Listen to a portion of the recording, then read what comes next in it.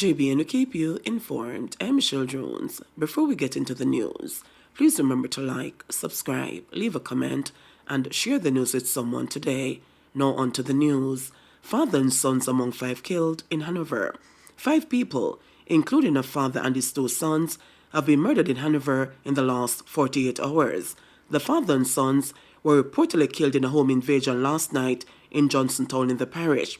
In another incident, the director of a funeral home was reportedly shot dead by gunmen. It is also reported that gunmen opened fire in the Lucy car park on Thursday morning, killing 1 man.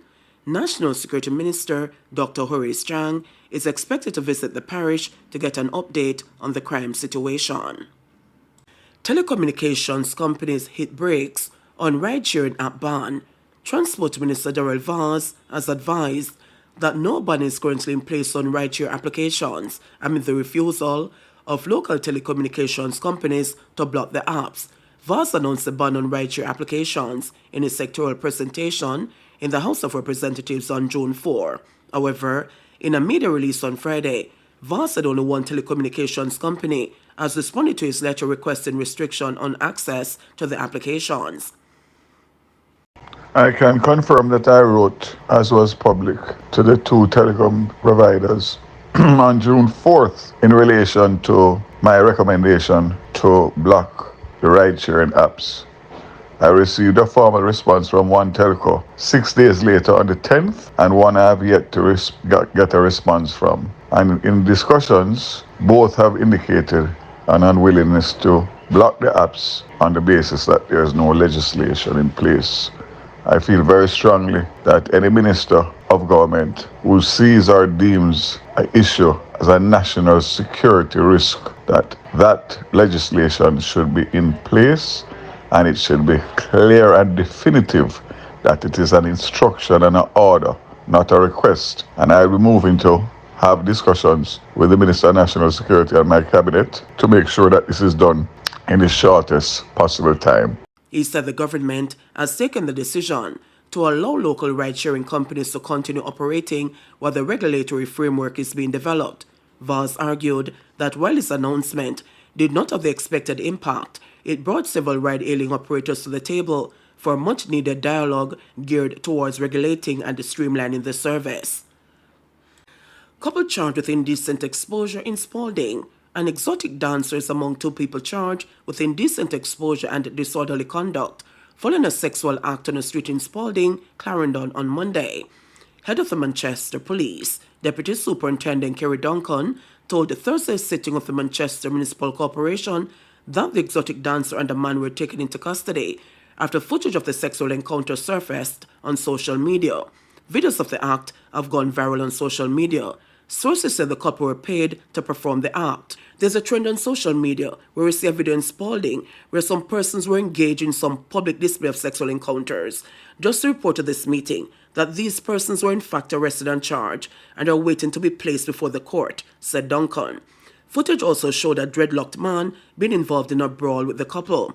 A reliable source said that the exotic dancer was also charged for giving the police a fake name and a false address. The man was granted bail, but the exotic dancer remains in custody and is to face the parish court next Wednesday, June 19. Police believe the exotic dancer is not from Manchester or Clarendon. Police say C.J. Cunningham's killer was fatally shot in confrontation last month. The Manchester police have made a major breakthrough in the murder of C.J. Cunningham, the 2022 recipient of the Prime Minister's National Youth Award for Excellence in Agriculture. The police say Andre Knight, who was fatally shot during a confrontation with police in Davidton last month, has been positively identified as the man who killed Cunningham on April 26 in the same community. Deputy Superintendent Kerry Duncan, head of the Manchester Police Division, provided an update on the case at Thursday's monthly meeting of the Municipal Corporation. When I spoke about 2 weeks ago, I said that we were well advanced in our investigation surrounding the C.J. Cunningham murder. So, subsequent to the C.J. Cunningham murder, we went into the space in Davidton and we were confronted by an individual, and he was fatally shot and a firearm was recovered. Subsequent to that incident, Based on our investigation, that person was positively identified as the person who was responsible for CJ Cunningham's murder. DSP Duncan did not disclose the motive for the murder of Cunningham.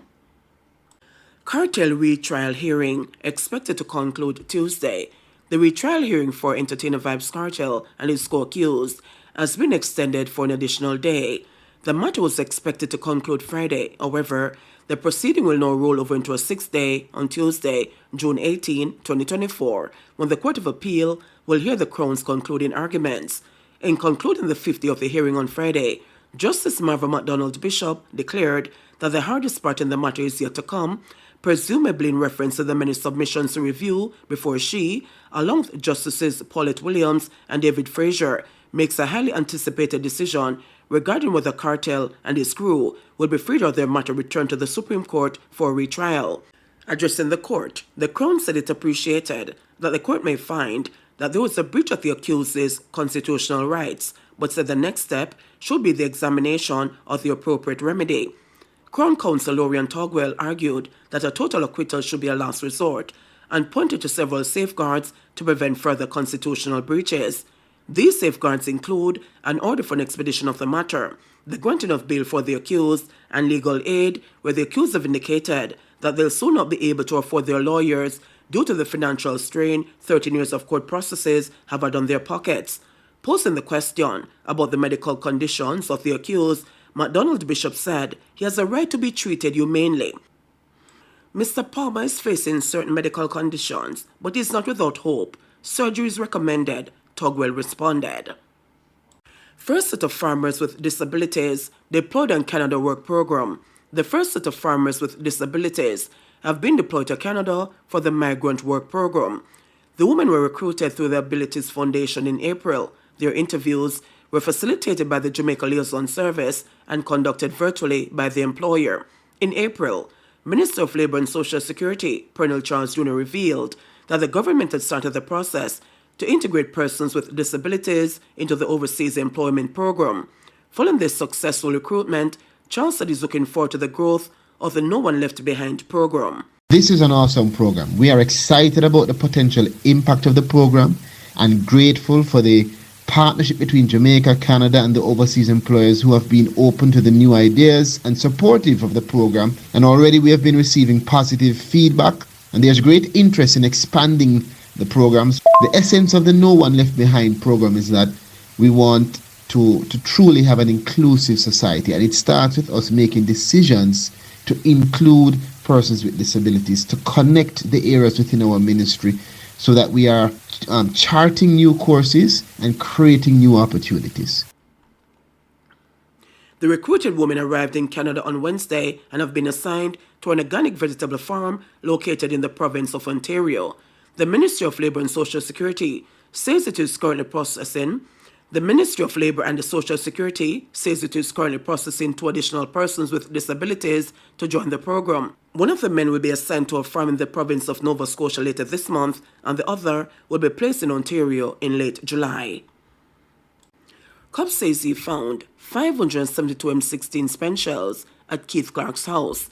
Statements by a scene of crime detective, who is also a forensic photographer, that were read in court on Thursday, painted a picture of the scale of the gunfire at the home of the 63-year-old accountant Keith Clark on the night he was shot dead by members of the security forces 14 years ago. The detective, who went to the house at 18 Kirkland Close in Red Hills, St. Andrew, hours after Clark was killed, in the early morning of May 27, 2010, said he found 572 M16 spent shells, one M16 magazine with 30 live rounds, 9 9mm spent shells, 5.38 cartridges, 6 canisters, and numerous brown stains resembling blood.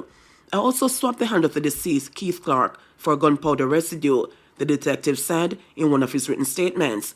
Clark was shot more than 20 times, including in his back, by members of the Jamaica Defence Force, JDF.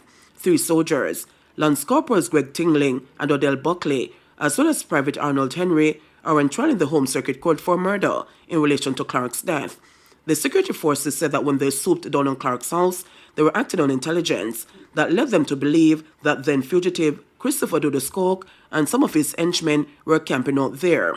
It is also alleged that gunmen challenged the security forces in a fierce battle before escaping in bushes at the back of the property. The accountant was shot dead inside his bedroom after the soldiers forced their way inside. The top floor of the house consisted of a sitting room, a study, 3 bedrooms, and 2 bathrooms. The front entrance door opens into the sitting room. The top lock of the entrance door was cut by a rotating blade, the detective said in one of his statements. The inside door was cut with a rotating blade to gain access. Both sides of the grill were still attached to the wall. There were paneled chairs in the sitting room. The ceiling and interior walls of the sitting room had what appeared to be bullet holes. Concrete dust covered the furniture under the floor of the sitting room. Windows on the eastern wall of the study had what appeared to be bullet holes. The bedroom of the daughter had no damage on the inside. The door to the master bedroom was broken and was leaning against the eastern passage wall, he said. In the master bedroom to the eastern side, the body of Keith Clark was seen on the floor, lying face down in a pool of blood. The body was between the bed and a closed closet under the eastern wall, and had what appeared to be several bullet wounds to the back, the detective stated. The head of the deceased was to the northeast and feet to the southwest. To the left of the deceased's head was an overturned reclining chair with blood splatter. A television set was on the floor to the right side of the foot of the deceased. The bed and top section of the closed closet were in disarray. A safe in the top section of the closet had its contents strewn about. A firearm also was on the bed, the detective said. He also said he observed no stain resembling blood or any other marks at the top of the closet where the deceased was. I collected 8 red stripe bottles at the scene. These bottles were examined for fingerprints. No fingerprints were found. I also swabbed these bottles for DNA. These swabs were packaged and labeled in accordance with where the bottles were found. I don't know if any of the JDF troops removed any spent casings when they were leaving the scene, said the detective. JBN, we keep you informed. Please remember to subscribe, like, share, leave us a comment, and click the notification bell to receive our daily news items.